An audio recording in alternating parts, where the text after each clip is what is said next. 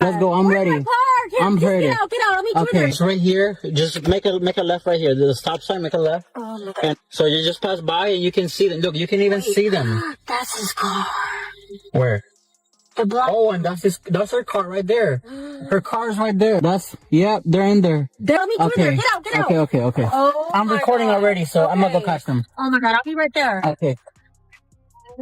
Oh, got it. Go. No, you gotta go, baby. Bye. I have to go. Bye. What are you doing? What? Jenna, where you been? Why are you here? Because my work trip got canceled. Where have you been? What do you mean? Richard? You know Richard, your boss? Yeah? Just called me. I thought you were working late tonight. Why is my boss calling you? Because he told me you just left at 12 o'clock and was asking if you were at home. That's weird. That's weird? Yeah. You know what he also said? You were leaving with a coworker. A male coworker. Yeah. Why are you leaving work at 12 with a male coworker? Can we go eat lunch? And not show back up until August? Well, yeah. Where have you been? Just went out. You went out? Yeah. You sure about that? For lunch? Okay, fine. Yeah, I don't care, you know. You're having another affair? Yeah. I just got home. Can we have this conversation later, or do I need to leave? You need to leave. Fine with me. Alright. This situation raises some serious questions about accountability. Instead of staying and addressing what was being said, she became frustrated and walked away before the conversation was even finished. And honestly, leaving like that only made the whole situation seem more confusing. Sometimes walking away doesn't make the questions disappear. It just leaves everyone wondering why they couldn't be answered. What y'all got going on? What happened? Where you going?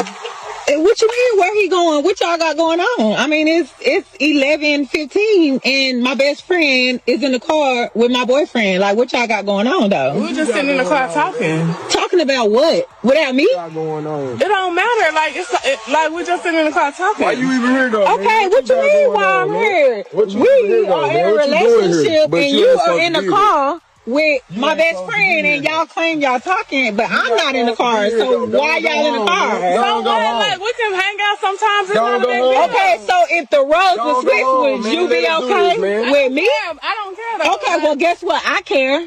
I don't care. You my best friend. Like, I can hang out with whoever I want. You my best friend of 15 years. So what you mean? Best friend, then why can't I hang out with your man? Okay, well then I should be present. I should be present. What you mean, crank the car? And now I have to cancel it because of you. Just because you couldn't be faithful. You know what? You're gonna pay me this money back. Just stop it. You expect me to just take all this on? That's some people's salary in a year. You're being just dramatic. I'm being, I got you. People would love this ring. So many girls would love this ring, and you just decide to throw it away. Please stop. Why are you doing this to me? Please stop. Please stop. Please stop. What are you doing? Please stop. I did everything you wanted me to. I did it. Please stop. Please. What do you want? Go to one side of the house, and I can live my life, and you can live yours. But just stop fucking. Are you going to pay half the bills?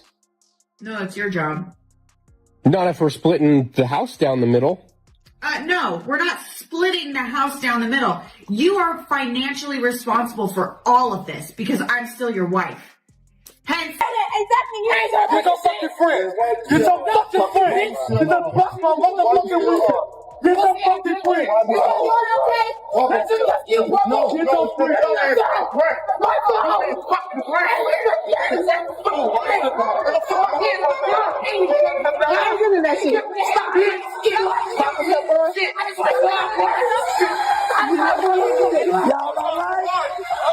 Y'all see me, right? Y'all see me trying to put my hands on her.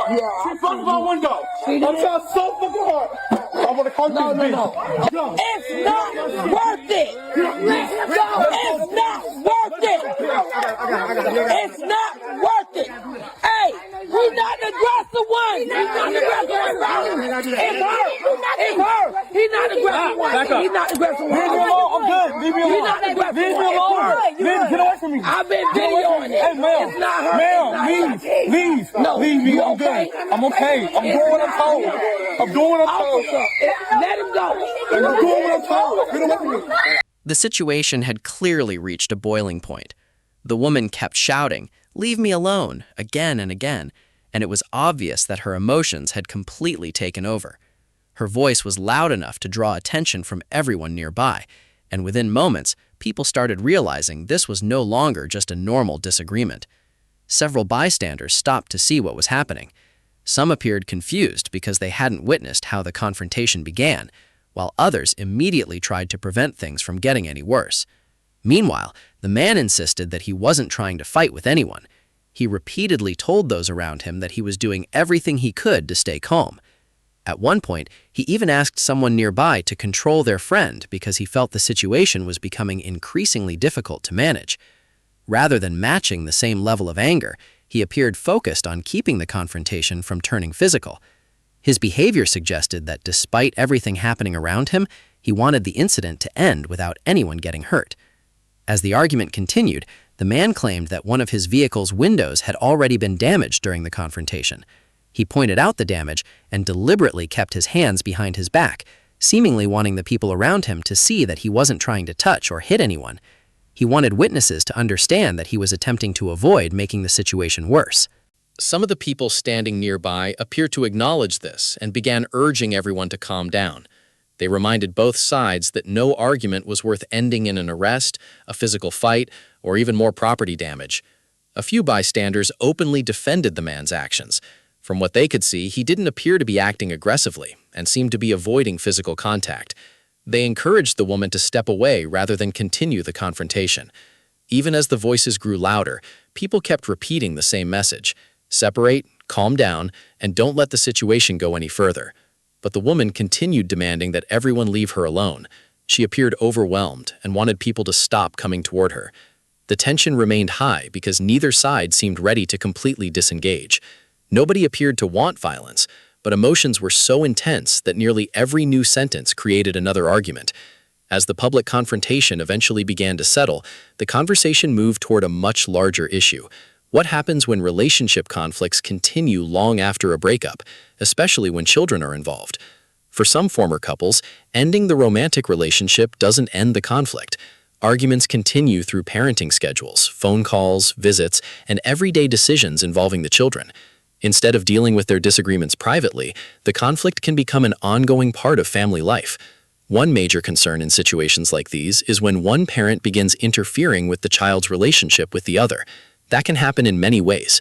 A parent may constantly speak negatively about the other parent, make communication difficult, interfere with scheduled visits, discourage calls, or turn every exchange involving the children into another argument.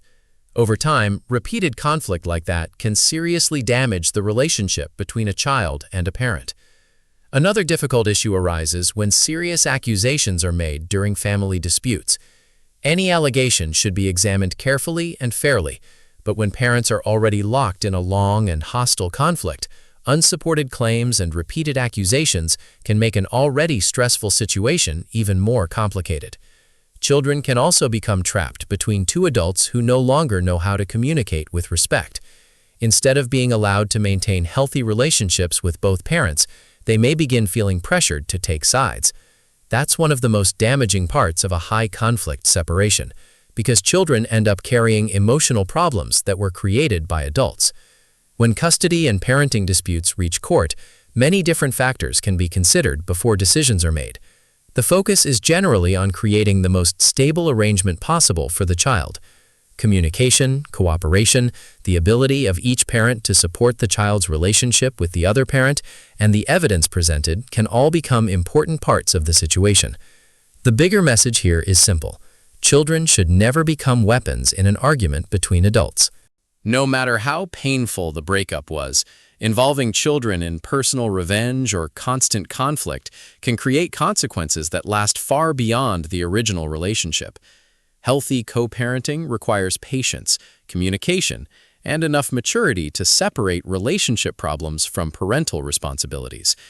Parents don't have to become best friends after a breakup, but they do need to recognize when their personal anger is beginning to affect their children.